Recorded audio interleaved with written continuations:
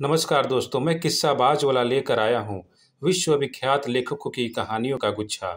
दोस्तों, अगर हमारी कहानी आपको पसंद आए तो इसे लाइक, सब्सक्राइब और शेयर जरूर करें। तो आइए बिना देर किए शुरू करते हैं आज की कहानी। कहानी का शीर्षक है जुर्माना। ऐसा शायद ही कोई महीना आता कि अल्लाह रखी के वेतन से कुछ जुर्माना न कट जाता।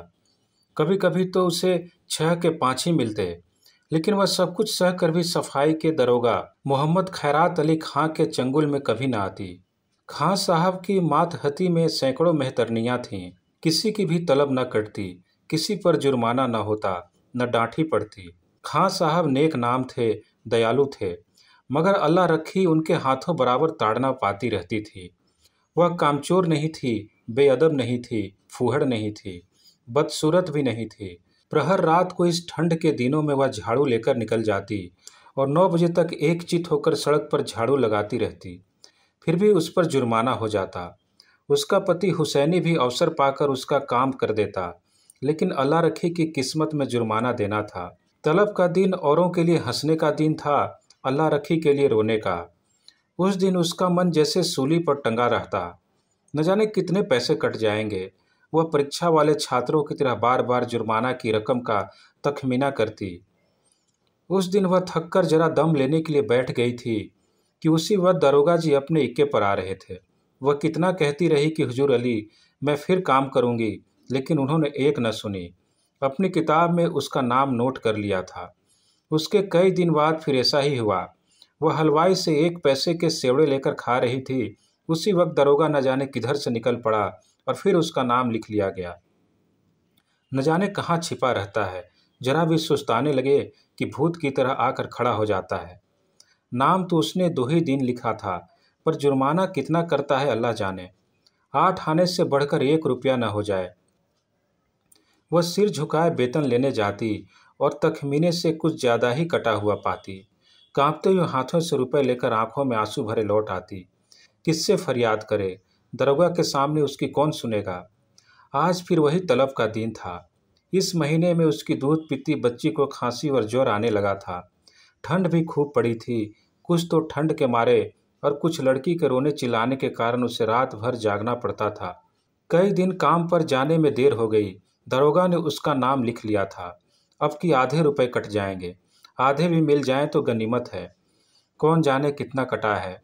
उसने तड़के बच्ची को गोद में उठाया और झाड़ू लेकर सड़क पर जा पहुंची, मगर वह दुष्ट गोद से उतरती न थी।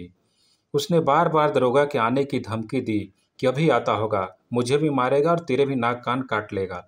लेकिन लड़की को अपने नाक कान कटवाना मंजूर था, गोद से उतरना मंजूर न था। आखिर जब वह डराने धमकाने, प्यारने पुचकारने किसी उपाय से न उतरी, तो अल्लाह रखी ने उसे गोद से उतार दिया और उसे रोती चिल्लाती छोड़कर झाड़ू लगाने लगी। मगर वह अभागिनी एक जगह बैठकर मन भर रोती भी न थी। अल्लाह रखी के पीछे लगी हुई बार बार उसकी साड़ी पकड़कर खींचती, उसकी टांग से लिपट जाती, फिर जमीन पर लौट जाती और एक क्षण में उठकर फिर रोने लगती। उसने झाड़ू तान कर कहा, चुप हो जा, नहीं तो झाड़ू से मारूंगी, जान निकल जाएगी। अभी दरोगा दाढ़ीजार आता होगा। पूरी धमकी मुंह से निकल ही ना पाई थी कि दरोगा खैरात अली खां सामने आकर साइकिल से उतर पड़ा। अल्लाह रखी का रंग उड़ गया, कलेजा धक धक करने लगा। या मेरे अल्लाह, कहीं इसने सुन न लिया हो, मेरी आंखें फूट जाएं। सामने से आया और मैंने देखा भी नहीं। कौन जानता था आज पैर गाड़ी पर आ रहा है। रोज तो इक्के पर आता था। नाड़ियों में रक्त का दौड़ना बंद हो गया। झाड़ू हाथ में लिए निःशब्द खड़ी रह गई। दरोगा ने डांट कर कहा, काम करने चलती हो तो एक पुछिल्ला साथ ले लेती है, इसे घर पर क्यों नहीं छोड़ाई? अल्लाह रखी ने कातर स्वर में कहा, इसका जी अच्छा नहीं है हुजूर, घर पर किसके पास छोड़ाती? क्या हुआ है इसको? बुखार आता है हुजूर। और तू इसे यूं छोड़कर उला रही है? ऐसे मरेगी कि जिएगी? गोद में लिए लिए काम कैसे करूं हुजूर? छुट्टी क्यों नहीं ले लेती? तलब कट जाती है हुजूर, गुजारा कैसे होता? इसे उठा ले जा और घर जा। हुसैनी लौट कर आए तो उधर झाड़ू लगाने के लिए भेज देना। अल्लाह रखी ने लड़की को उठा लिया और चलने को हुई। तब दरोगा जी ने पूछा, मुझे गाली क्यों दे रही थी? अल्लाह रखी की रही सही जान भी निकल गई। थर थर कांपती हुई बोली, नहीं हुजूर, मेरी आंखें फूट जाए जो तुमको गाली दी हो। और वह फूट फूट कर रोने लगी। संध्या समय हुसैनी और अल्लाह रखी दोनों तलब लेने चले। अल्लाह रखी बहुत उदास थी। हुसैनी ने सांत्वना दी, तू इतनी उदास क्यों है? तलब ही न कटेगी, काटने दे। अब की से तेरी जान की कसम खाता हूँ, एक घूंट दारू या ताड़ी नहीं पीऊँगा। मैं डरती हूँ, बर्खास्त न कर दे, मेरी जीभ जल जाए। कहाँ से कहाँ बर्खास्त कर देगा? कर दे, उसका अल्लाह भला करे। कहाँ तक रोएं? तुम मुझे नाहक ही लिए चलते हो, सब की सब हंसेंगी। बर्खास्त करेगा तो पूछूंगा नहीं कि किस इल्ज़ाम पर बर्खास्त करते हो। गाली देते किसने सुना? कोई अंधेर है जिसे जब चाहे बर्खास्त कर दे? और कहीं सुनवाई न हुई तो पंचों से फरियाद करूंगा, चौधरी के दरवाजे पर सर पटक दूंगा। ऐसी ही एकता होती तो दरोगा इतना जरिमाना करने ना पाता। जितना बड़ा रोग होता है उतनी ही दवा होती है पगली। फिर भी अल्लाह रखी का मन शांत न हुआ। मुख पर विषाद का धुआं सा छाया हुआ था। दरोगा क्यों गाली सुनकर भी बिगड़ा नहीं? उसी वक्त उसे क्यों नहीं बर्खास्त कर दिया? यह उसकी समझ में ना आता था। वह कुछ दयालु भी मालूम होता था। उसका रहस्य वह समझ न पाती थी। और जो चीज़ हमारी समझ में नहीं आती उसी से हम लड़ते हैं। केवल जुर्माना करना होता तो उसने किताब पर उसका नाम लिखा होता, उसको निकाल बाहर करने का निश्चय कर चुका होता, तभी दयालु हो गया था। उसने सुना था कि जिन्हें फांसी दी जाती है उन्हें अंत तक खूब पूरी मिठाई खिलाई जाती है, जिससे मिलना चाहे उसे मिलने दिया जाता है। निश्चय ही आज बर्खास्त करेगा। म्यूनिसिपैलिटी का दफ्तर आ गया। हजारों मेहतरानियां जमा थीं। रंग बिरंगे कपड़े पहने, बनाव सिंगार किए।